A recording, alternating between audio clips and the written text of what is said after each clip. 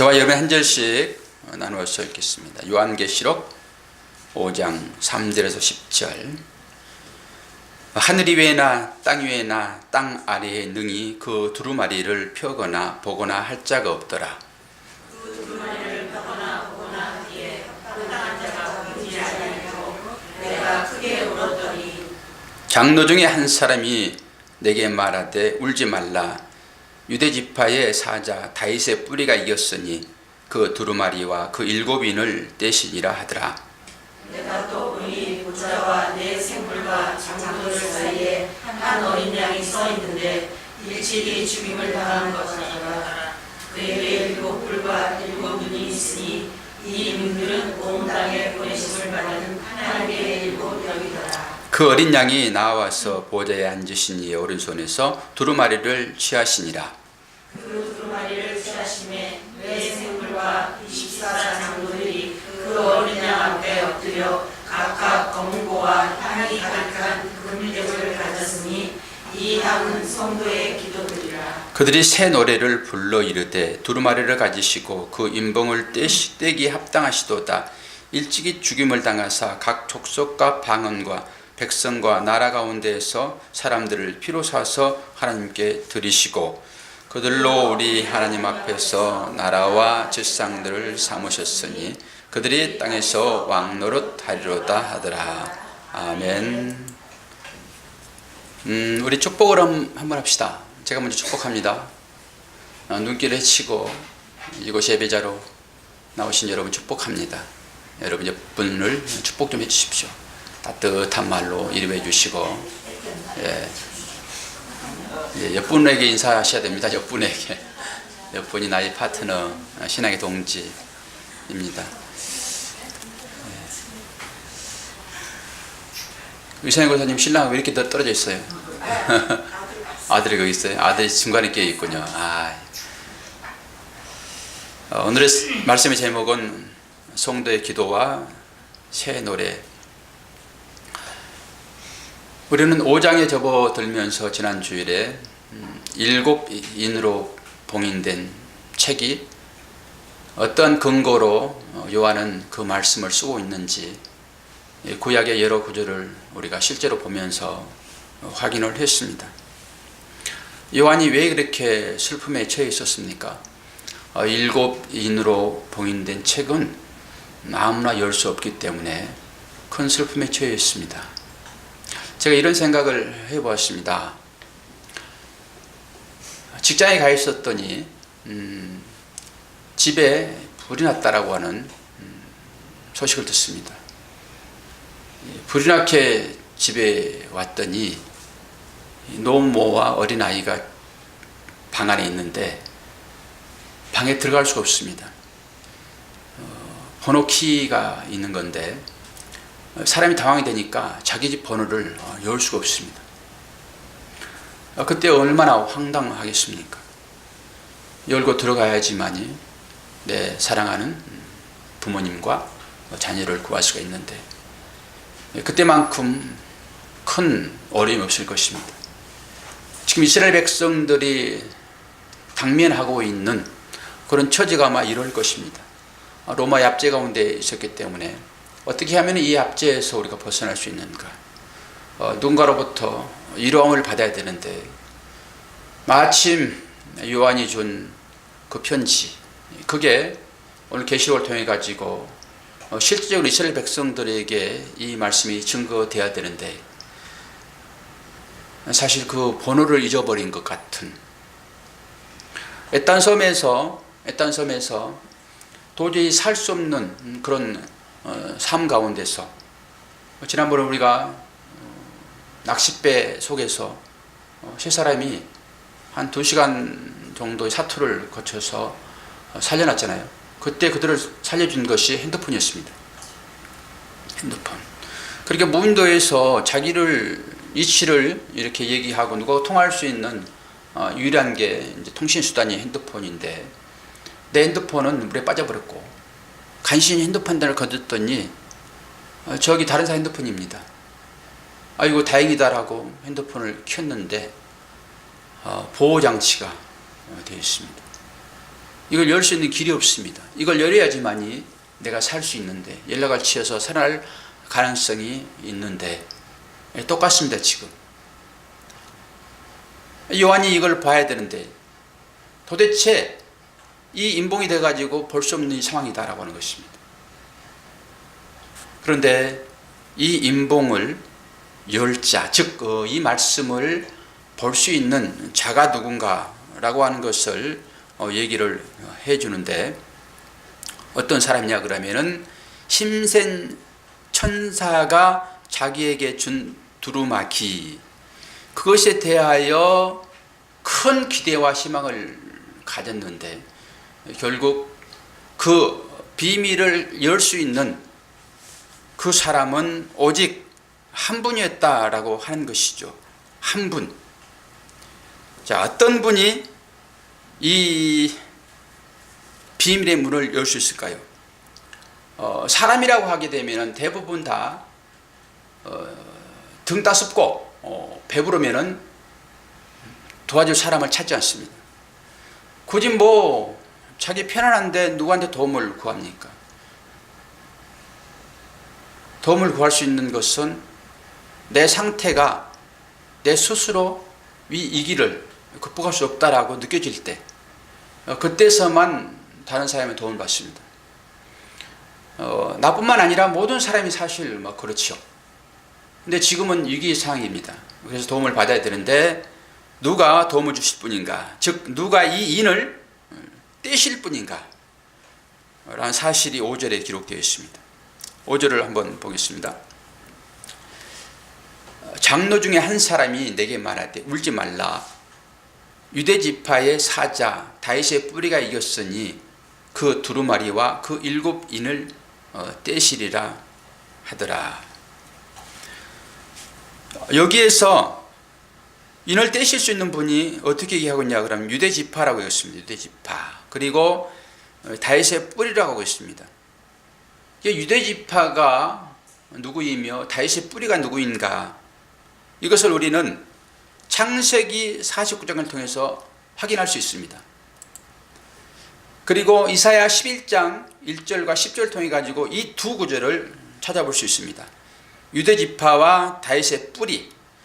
창세기 49장 9절을 보게 되면은 유다는 사자 새끼로다. 내 아들아 너를 움킨 것을 찢고 올라갔도다. 그가 엎드리고 움크림이 수사자 같고 암사자 같으니 누가 그를 범할 수 있으랴. 여기서 유다를 사자 새끼로 비유를 하고 있습니다. 또 이사야 11장 1절과 11절 이새의 줄기에서 한 싹이 나며 그 뿌리에서 한 가지가 나서 결실할 것이요 그날에 이새의 뿌리에서 한 싹이 나서 만민의 기치로 설 것이요 열방이 그에게로 돌아오리니 그가 거한 곳이 영화로우리다. 이걸 근거로 해가지고 지금 요한계시록이 기록되어지고 있습니다.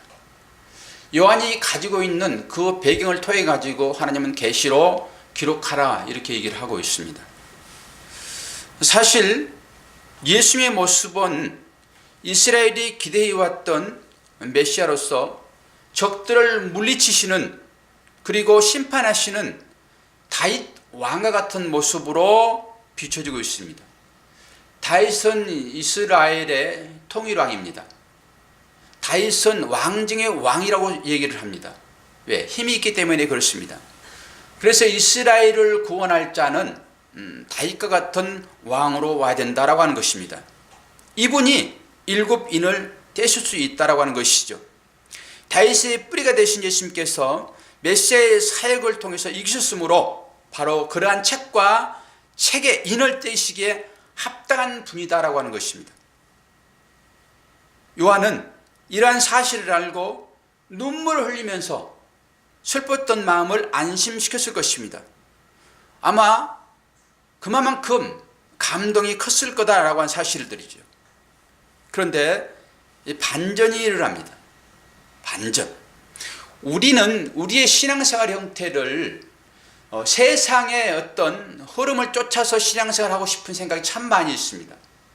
근데 성경은 그 반대 방향으로 당신의 자녀들, 즉 예수 그리스도의 제자된 자들을 이끄신다라고 하는 것을 보게 되는데, 오늘 딱 그러한 사실들이 6절에 기록되어 있습니다. 6절을 보게 되니까 그 인을 떼시는 분의 모습이 정확하게 어떤 모습으로 되어 있는지를 여러분 보셔야 됩니다. 요한계시록 5장 6절을 보니까 이게 인을 떼신 분입니다.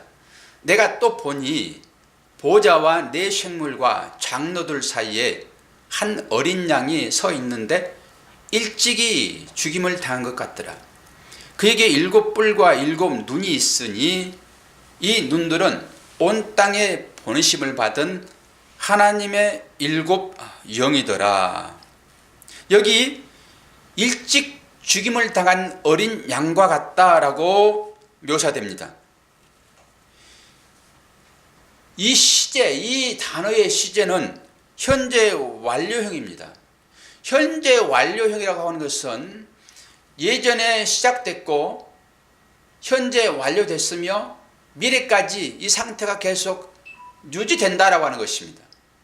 이 상태가 현재 완료형의 특성입니다. 이게 오늘 여기서 끝나버린 것이 아니라 계속 이 상태가 유지된다라고 하는데, 그 상태가 어떤 상태입니까? 죽임을 당한 상태입니다. 죽임을 당한 상태. 한 번 죽고 끝나는 것이 아니라 그 죽음의 상태가 계속 이어지고 있다, 이런 뜻입니다. 어떤 것이요? 일찍 죽임을 당한 어린 양. 그러니까 우리는 이 인봉을 떼시는 분은 유다의 지파로서 사자이며, 또한 다윗 왕과 같은 그런 힘있는 능력 있는 이런 왕중의 왕으로서의 메시아적인 그런 분이 이 인을 떼는데, 이 인을 떼지 않게 되면은 공감에서 벗어날 방법이 없습니다.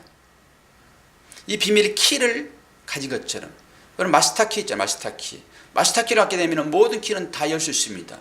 이 키를 갖게 되는 것이 바로 이 인봉을 떼는 것인데, 이 인봉을 떼는 분이 지금 상태가 어떤 것이냐 그러면은 일찍 죽임을 당한 것 같다라고 하는 것입니다. 이분이 능력 있는 마스터키를 가지신 분이십니다.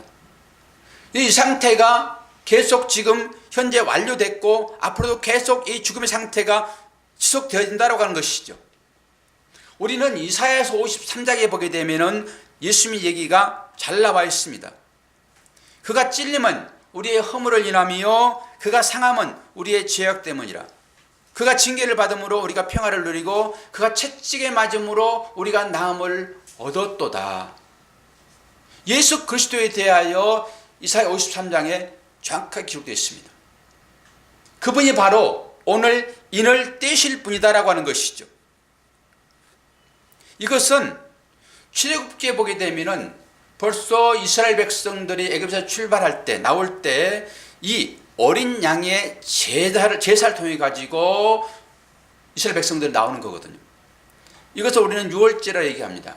거기에서도 어린 양의 죽음이 등장을 합니다. 그리고 계속 그 어린 양이 구약의 다양한 방법으로 묘사되고 있습니다. 그 어린 양이 신약에 와서 십자가를 통해 가지고 그 일을 완성하신 분이다라고 하는 것이죠. 바로 그분을 지금 얘기를 하고 있습니다. 이 죽음의 상태가 지금 계속 지속되고 있다라고 하는 것이죠. 이 얘기는 뭘 지금 얘기를 해주고 있냐 그러면은 이것이 성도들의 삶의 형태라고 하는 것입니다. 우리는 하나님을 찾을 때 우리는 하나님으로부터 뭔가 능력을 받고 그 능력을 통해 가지고 우리의 삶을 유지하고 싶은 것이 우리의 믿음의 동기입니다. 대부분 그렇게 시작했을 것입니다. 지금도 우리가 전도를 할 때 그런 마음을 가지고 전도할 수 있습니다. 예수 믿게 되면은 당신이 지금 겪고 있는 모든 문제가 다 해결될 것입니다. 당신이 몸이 아픕니까? 몸의 병이 치료될 것입니다. 당신이 사업이 부도났습니까? 이 부도가 해결될 것입니다. 당신의 자녀가 어떤 어려움이 있습니까? 자녀들이 입신양면할 것입니다. 대부분 그렇게 전도를 합니다. 우리가 그렇게 전도를 당했고요. 이건 바르지 않습니다. 그렇게 하나님을 찾고 그렇게 예수 그리스도를 나의 구주로 고백하게 되면은 여러분 한번 보십시오. 우리들의 인생이 결코 만만치 않습니다. 우리의 인생은 우리가 전도 당할 때에 그 문제를 해결해 주는 것으로 우리 인생이 계속 이어지지 않습니다.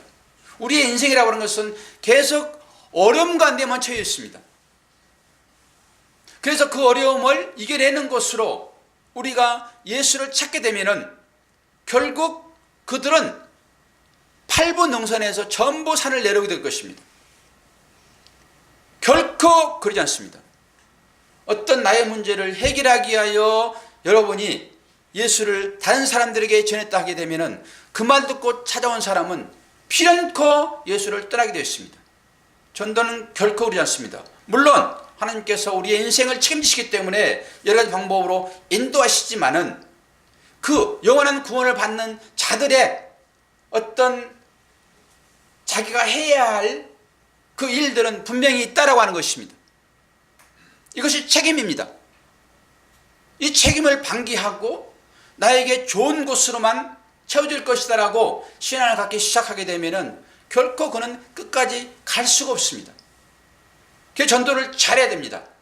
물론 하나님이 도우셔서 우리의 삶이 더 윤택해질 수 있습니다. 그러나 이것이 끝이 아닌 것이고 우리는 고난의 길을 갈 수밖에 없다라고 이 사실까지 얘기해 줘야 됩니다. 하나님은 우리들에게 넓은 길을 요구하지 않습니다. 넓은 길은 사망의 길입니다. 좁은 길입니다. 그게 십자가의 길입니다. 이게 섬김의 길이고 이것이 나를 비워서 상대를 채워내는 것입니다. 이 삶을 분명하게 얘기를 해 주셔야지만이 그래도 나는 신앙생활을 하겠다라고 들어와야 그 고난을 이겨낼 수 있습니다. 그런 자만이 제자의 삶을 살 수 있다라고 하는 것입니다. 우리는 예수님의 십자가 사건을 통해서 구원에 이른 성도들입니다. 그분의 제자가 우리는 되었습니다. 그렇다 하게 되면은 이 제자된 자의 삶이 어떻게 나와야 될 것인가 보셔야 됩니다. 제자의 삶을 성경은 이렇게 얘기합니다. 마가복음 8장 34절에서 37절입니다. 무리와 제자들을 불러 이르시되 아무든지 나를 따라오려거든 자기를 부인하고 자기 십자가를 지고 나를 쫓을 것이니라. 누구든지 제 목숨을 구원하자 하면 이룰 것이요 누구든지 나와 복음을 위하여 제 목숨을 잃으면 구원하리라. 사람이 만일 온 천하를 얻고도 제 목숨을 잃으면 무엇이 유익하리요? 사람이 무엇을 주고 제 목숨을 바꾸겠느냐? 이것이 예수를 믿는 성도들의 삶이다라고 하는 것입니다. 이 제자의 삶이라고 하는 것은 어떤 거라고요? 자기를 부인하고 자기 십자가를 지는 것입니다. 이것이 결코 만만치 않습니다. 오늘 우리 아이들에게 이런 질문을 했습니다. 자, 우리는 다 구원받은 자야. 그리고 구원받은 자들은 주님의 명령에 순종해야 되는데 주님은 그 제자들을 향하여서 뭐라고 말씀하셨니? 복음을 증거하라고 했다. 오늘 안디옥 교회가 주제였습니다. 안디옥 교회, 그것은 복음의 전진 기지였습니다. 우리 아이들에게 교회가 건물이니 사람이니 그랬더니 아이들이 전부 건물이요 얘기를 해요. 너희들 말고 중등부 이번에 세례받은 친구들 얘기해봐. 교회가 건물이니 사람이니 그랬더니 사람이요.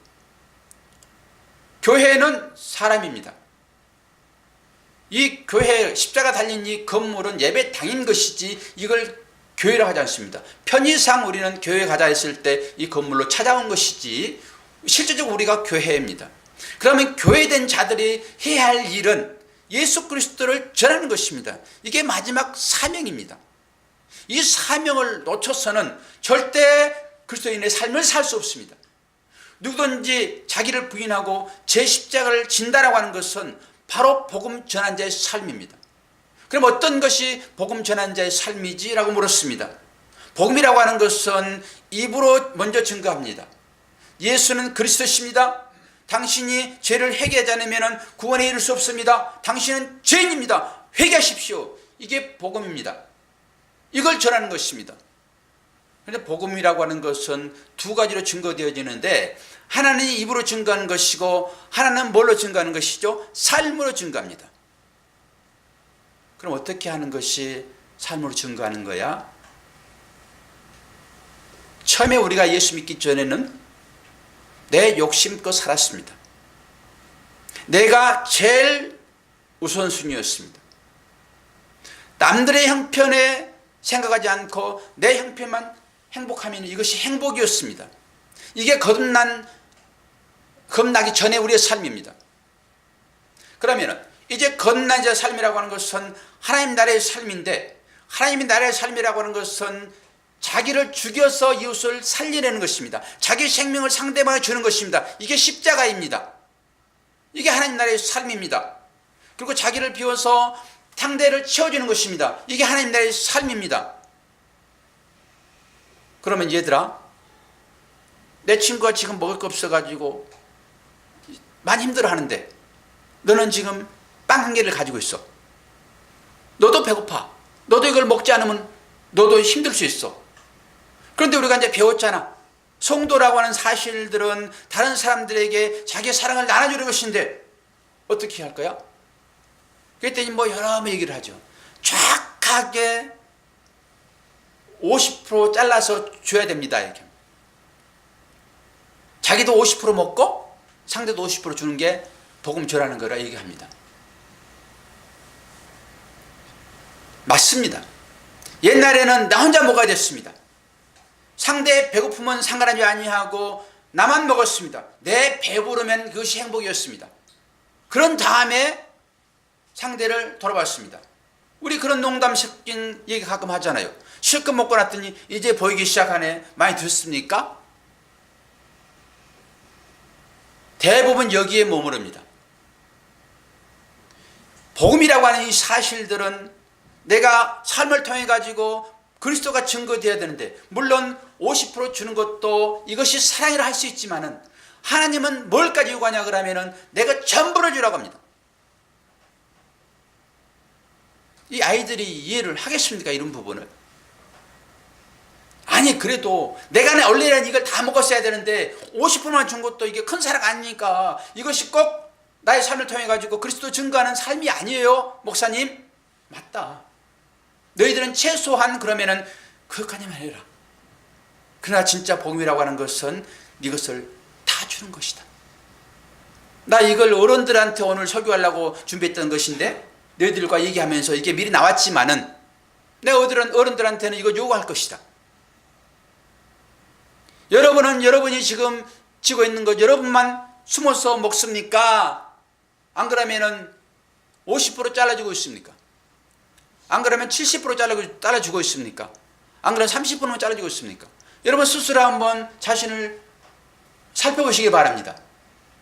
거듭난 자의 삶이라고 하는 것은 주는 것입니다. 예전의 삶은 전부 받는 거였습니다. 거듭난 자의 삶이라고 하는 것은 나를 비워서 내주는 것입니다. 그럼 나는 먹을 거 없습니다. 그럼 어떻게 됩니까? 죽지요. 여러분이 가지고 있는 것을 상대에게 다 주고 여러분이 죽으셔야지만이 이게 참 복음인 것입니다. 목사님 무슨 말씀하세요? 내가 죽어버리는데 나 죽어버리면 그 의미가 뭐가 있습니까? 여러분 이 역사를 이해하지 않게 되면 주님의 제자의 삶을 살 수 없습니다. 누구든지 제 목숨을 구원코자 하면 잃을 것이요 누구든지 나와 복음을 위하여 제 목숨을 잃으면 구원하리라. 이 역사를 이해하지 않게 되면 제자의 삶을 살 수도 없고 내가 다 줬다가 그것 쳐다보고 죽을 것입니다. 먹는 것 쳐다보다가 아이고 저거 아까워서 어떻게 하나, 저 아까워서 어떻게 하나, 내가 저거 다 먹어버렸네, 그리고 죽을 것입니다. 그러면 그것은 영원히 죽는 것입니다. 그러나 이런 사실들을 알고 여러분이 자기를 비워서 상대방을 채워주게 되면은 여러분 죽어서 사는 것입니다. 주님은 이렇게만 우리를 살리십니다. 우리한테 다 먹여서 절대 살려내지 않습니다. 우리를 완전하게 다 비워서 상대를 채워주고 죽여서 주님은 온전한 몸으로 살려내십니다. 이것이 십자가의 사랑인 것입니다. 이 비밀을 다 깨달아 아시기를 축원합니다. 아멘도 안 해요. 힘들지요. 힘들지요. 그러나 여러분은 이 말씀이 사실이기 때문에 이 말씀에 아멘하고 근소로 하셔야지만이 그 삶을 살 수 있고 그 삶을 사는 자만 구원받습니다. 육신을 여러분들이 입고서는 절대 구원 얻을 방법이 없습니다.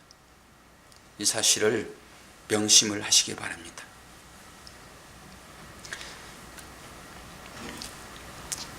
십자가의 죽음을 통해서 일곱은 이를 떼시는 능력을 받으신 것처럼 성도의 삶도 능력이 나타나려면 십자가를 지는 삶이 필요하다라고 하는 것입니다. 이렇게 죽임당한 어린 양이 어디에 서 있습니까? 장로들 사이에 서 있습니다. 장로들 사이에 서 있습니다. 이게 무슨 말이죠? 하나님께서 우리 인류를 구속하시는데 그 하나님의 뜻이 어디에 있다? 하늘 중심에 있음을 보여주고 있습니다. 인간 중심에 있는 것이 아니라 하나님 나라의 중심에 있다라고 하는 것입니다. 예수님이 계시는 그 이치는 모든 구속 역사의 중심이 예수 그리스도다. 이걸 보여주고 있습니다. 모든 구속의 역사의 중심은 오직 예수 그리스도 십자가를 통해서만 가능하다라고 하는 것입니다. 우리가 8절 어린 양이 7절에서 보좌에 앉으신 오른손에서 책을 취하였을 때 하늘에서 어린 양의 주변에 있었던 네 생물인 24장로들의 반응을 보십시오. 그들이 어떤 반응을 보이고 있습니까? 5장 8절입니다. 책을 취하심에 네 생물과 24장로들이 어린 양 앞에 엎드려 각각 검은고와 향이 가득한 금 대접을 가졌으니 이 향은 성도의 기도들이라. 여기에서 보게 되면은 엎드리다라는 말이 나옵니다. 하나님의 거룩하심 앞에 인간이 취할 태도입니다. 이것이 예배의 자세입니다. 이것이 진정한 하나님 받으실 만한 예배의 자세입니다. 그들이 엎드릴 때 가지고 있던 것이 무엇이죠? 향이 가득한 금 대접과 향입니다. 이것이 기도라 얘기를 하고 있습니다. 24장로는 교회의 대표로 교회를 상징하고 있습니다. 그리고 이 향은 성도들의 기도라고 설명을 해줍니다. 바꾸어 말하게 되면은 성도들이 기도할 때 그 기도를 통해서 앞으로 인재앙이 내릴 것입니다. 그럼 하나님의 심판은 뭘 통해서 연결되어지냐? 뭐가 단초가 돼가지고 심판이 이루어지냐? 성도의 기도입니다. 성도의 기도를 통해 가지고 책이 열리며 심판이 이루어진다라고 하는 것입니다. 그렇게 되면은 우리는 성도의 기도를 통해서 하나님께서 심판을 낸다. 그러면 여러분들이 얼른 떠오르는 사람이 한 사람 있을 것입니다. 저 왼수 같은 사람 이 땅에 없어졌으면 제일 좋겠는데, 야, 내 기도하게 되면은 그가 심판을 받겠다라고 떠오르는 한 사람이 있을 것입니다. 없으면 다행이고요. 우리는 그렇게 기도를 생각할 수 있습니다. 심판을 그렇게 생각할 수 있습니다.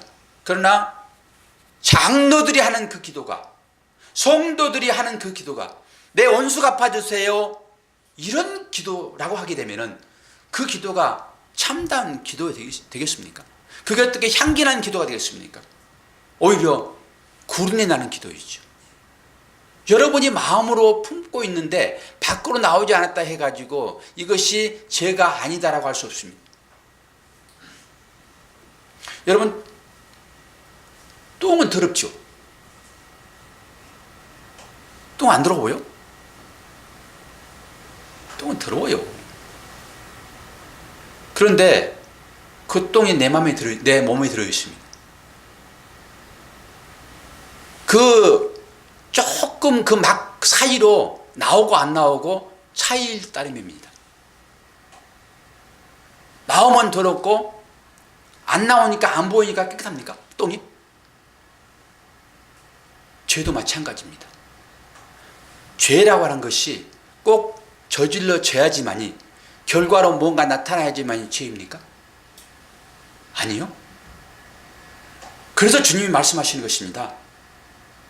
꼭 살인해야 살인죄가 적용되는 것이 아니라 형제를 미워하게 되면은 주님은 그것을 살인이라 얘기하는 것입니다.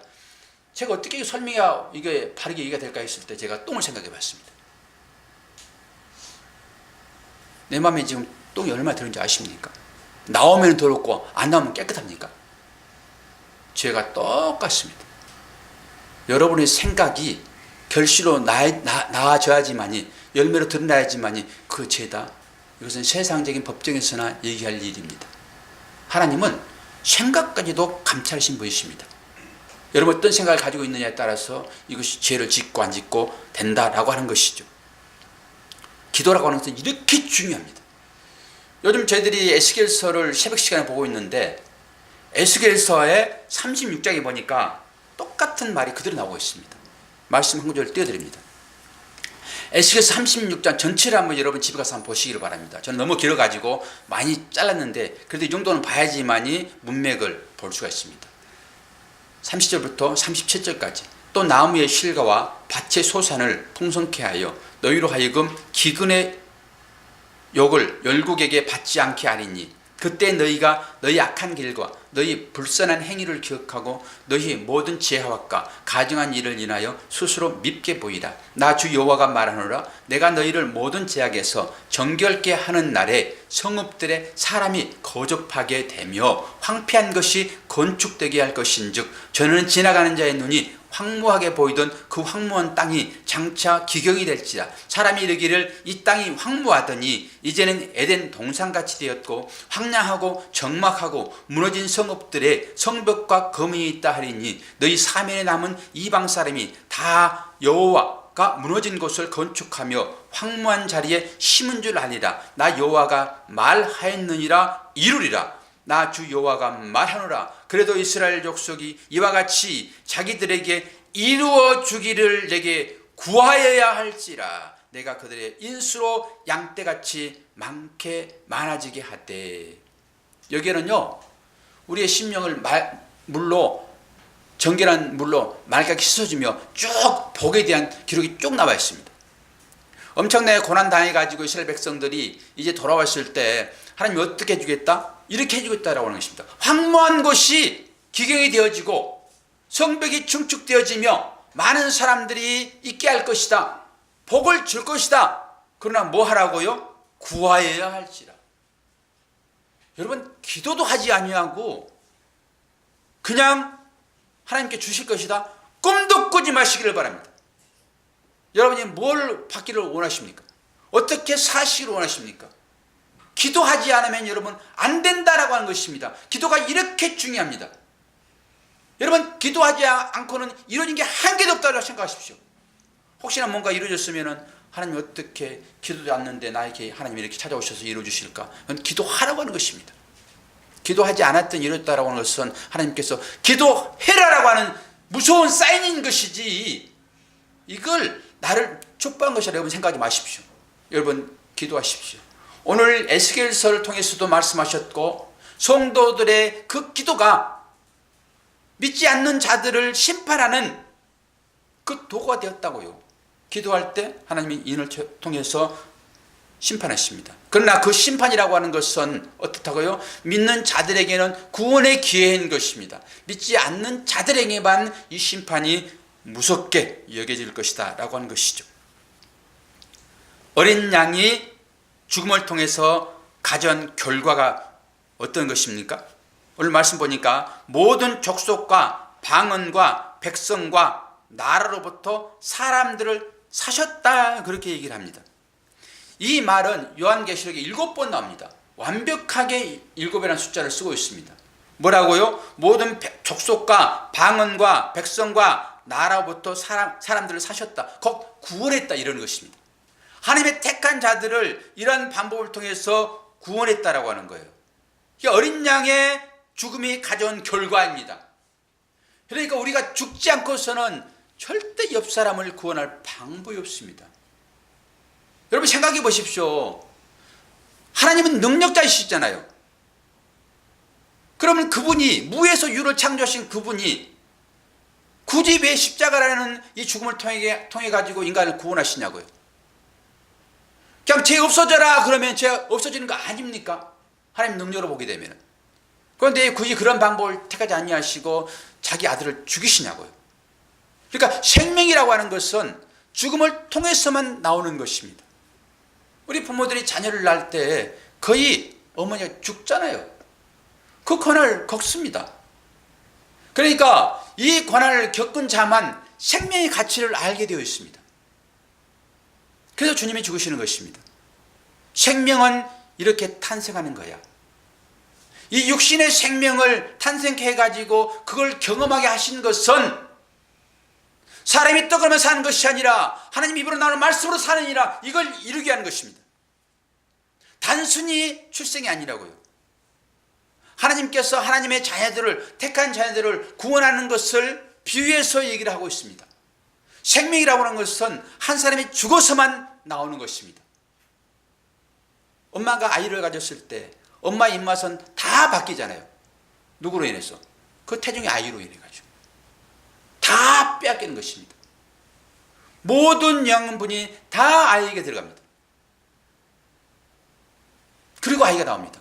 완전히 뼈까지 다 해체하잖아요. 해체. 그냥 나오는 게 아니잖아요. 이렇게 한 생명이 나오는 것이 힘듭니다. 그런데 우리가 하나님의 제자의 삶을 살면서 이 삶을 살아가는데 그런 고난이 없이 어떻게 나를 구원할 수 있으며 내 형제를 구원할 수 있으며 어떻게 내 이웃을 구원할 수 있습니까? 그냥 단순히 그냥 예수 믿어야 구원받아, 이건 믿으면 무조건 돼, 이걸로요? 아니다라고 하는 것입니다. 자신이 철저하게 십자가의 삶을 통해서 죽어져야지만이 가능하다라고 하는 것을 얘기를 하고 있습니다. 생명한다는 것은 십자가를 통해서만, 죽음을 통해서만 가능하다라고 하는 것이죠. 우리는 구원받은 자로서 우리의 삶의 현장에 생명이 있게 된다는 것은 죽음의 씨앗이 심겨질 때만 가능하다라고 하는 사실들을 꼭 기억하시기 바랍니다. 씨앗이 심겨져서 그 씨앗이 죽어야지만이 생명이 태어난다고요. 이래서 주님은 요한복음 12장 24절 통해 가지고 그 얘기를 해주고 있는 것입니다. 요한복음 12장 24절 여러분 다 암송하시죠? 내가 진실로 진실로 너에게 이르노니 하늘의 밀이 땅에 떨어져 죽지 아니하면 하늘 그대로 있고 죽으면 많은 열매를 맺느니라. 자기 생명을 사랑하는 자는 잃어버릴 것이요 이 세상에서 자기 생명을 미워하는 자는 영생하도록 보존하리라. 이것이, 이 삶이 성도가 들어야 할 기도이며 이 삶이야말로 성도가 찬양할 새 노래인 것입니다. 이 삶을 살지 않게 되면 우리는 하나님의 자녀로서의 삶을 유기하는 것입니다. 책임을 회피하는 것입니다. 제 설교의 끝이 매주 그렇게 납니다. 어떻게 해요? 이웃 사랑으로 나가십시오. 우리가 이제는 하나님 말씀의 의미를 배운 만큼 배웠기 때문에 이제는 삶으로 나가야 됩니다. 이것은 헌신을 요구합니다. 희생을 요구합니다. 부모가 자녀를 위하여 희생하듯 그 희생을 요구합니다. 이제는 그 삶을 사셔야 됩니다. 내 제일 가까운 그를 나처럼 여러분들이 사랑하고 섬겨야 됩니다. 그 섬김과 그 사랑이 없어서는 우리는 주님의 제자가 아닙니다. 주님의 제자가 아니게 되면 하나님 내릴 수 없습니다. 그것도 나를 유익되게 위한 것을 나가는 것이 아니라 온전히 나를 비워줌으로만 가능합니다. 그런데 이게 쉽게 되냐고요? 절대 쉽게 되지 않습니다. 그래서 인내가 필요한 것입니다. 그래서 말씀을 여러분들이 배워야 되고 이 말씀대로 살지 않으면 안 된다라고 하는 이 하나님의 말씀을 여러분들이 듣고 인식을 하시고 이 말에 순종해야지만이 가능합니다. 우리들이 이 육성이라고 하는 것은요, 이 감각이라고 하는 것은요, 전부 다 나만을 위하여 생각하게 되어 있습니다. 뜨거운 담뱃불에 한번 떨어져 보세요. 발바닥에 자동적으로 뜨거움을 피하게 내가 피한다니까요. 이게 우리의 감각입니다. 우리는 이렇게 살고 있다고요. 그런데도 불구하고 우리가 나를 내어준 삶이 쉽게 나온다? 잘 나오지 않습니다. 그런데도 불구하고 하나님은 이게 살도록 요구하고 있으니까, 이게 안 되니까 여러분들 기도하셔야죠. 이것이 성도의 기도입니다. 이것만이 하나님의 나라에 그 하나님의 사인을 받는 유일한 길이 되는 것입니다. 이렇게 기도할 때만이 하나님이 인의 심판을 통해 가지고 이 육신적인 나를 죽일 것입니다. 이게 심판입니다. 무슨 인 떨어졌다 하니까 나는 놔두고 그냥 옆에 사람, 저 꼴 보기 싫은 사람이 다 죽네, 아이고 할렐루야, 이러는 것입니까? 내 안에 들어있는 나를 살찌게 하기 위한 이 나가 우상입니다. 하나님은 우상을 다른 곳에서 찾지 않습니다. 우리는 만들어 세우는 것만 가지고 우상이다 생각하는데 그러지 않습니다. 우상은 결코 다른 데 있지 않고 내 안에 있습니다. 하나님보다 앞세워서 추구하는 이 모든 것이 다 하나님 우상이라고 합니다. 그렇다고 봤을 때 여러분, 우상 섬기지 않는 분이 한 분이나 계십니까? 우리는 다 우상을 섬기고 삽니다. 우상을 섬겨가지고서는 하나님 나라에 갈 방법이 없습니다. 그래서 아브라함을 빼내는 것입니다. 갈대아 우리에서. 그들이 우상 만들었잖아요. 너가 우상이야, 이걸 얘기하고 있습니다. 출애굽의 과정을 통해 가지고 하나님이 이스라엘 백성을 빼내시잖아요. 그 삶이 우상 섬김의 삶입니다. 이것이 나를 만족시키는 마음이에요. 그러니까 우리가 하나님 말씀과 얼마나 반대되는 삶을 살고 있는지를 말씀을 통하여 여러분들이 깨닫지 않고서는 우상을 버릴 방법이 없습니다. 그럼 우상을 하나님께서 어떻게 하라고 그러냐? 하나님께서 우상을 찍어내시는가요? 아니요. 내가 갖다 버려야 됩니다. 얼마나 힘든지 아십니까, 이게? 내가 제일 좋아하는 것을 갖다 버리는 것이 얼마나 힘든지 여러분 아시냐고요? 하나님은 이걸 버리라고 했습니다. 이것이 나를 만족시키는 우상이라고요. 이 우상을 섬겨가지고는 하나님과 절대 연합을 이룰 수 없습니다. 하나님의 목적은 뭡니까? 하나님이 형상되게 하는 것입니다. 우리 인간을 향하여서 하나님께서 너는 내 뜻을 쫓아서 그 뜻을 행해라 라고 할 때 그 뜻은 우리가 하나님의 형상을 입는 것입니다. 하나님 안으로 들어가는 것입니다. 하나님화되는 것입니다. 그런데 어떻게 우리가 우상을 섬기고 하나님 안에 들어갈 수 있냐고요? 어떻게 하나님 나라에 들어갈 때 우상을 가지고 들어갈 수 있냐고요? 여러분, 자신의 우상을 버리지 않으면 하나님 나라에 근처도 못 갑니다. 이 사실을 깨달아야지만이 여러분 자기를 부인하는 길로 나갑니다. 누구든지 나를 따르거든 자신을 부인하고 자기 십자가를 질 것이다, 이 말이 그 얘기입니다. 십자가에 너를 온전히 못 박아야 돼. 예수님이 왜 인성을 입으셨죠? 인성은? 신이 왜 인성을 입으셨냐고요?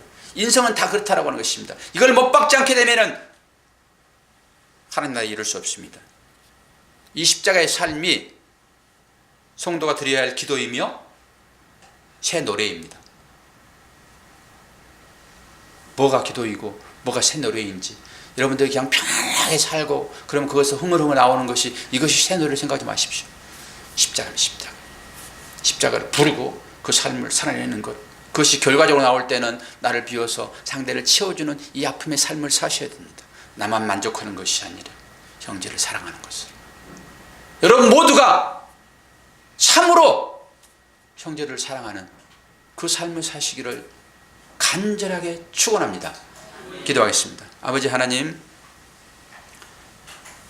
오늘 성도의 기도와 새 노래, 이것이 십자가의 삶이며 나를 내어주는 삶이며 이 기도의 삶을 살 때 하나님은 재앙을 통하여서 우상을 섬기는 나를 죽이시고 이제 새 사람으로 나를 하나님 나라에 영원한 하나님과의 하나를 이루는 그런 존재로 우리를 이끄십니다.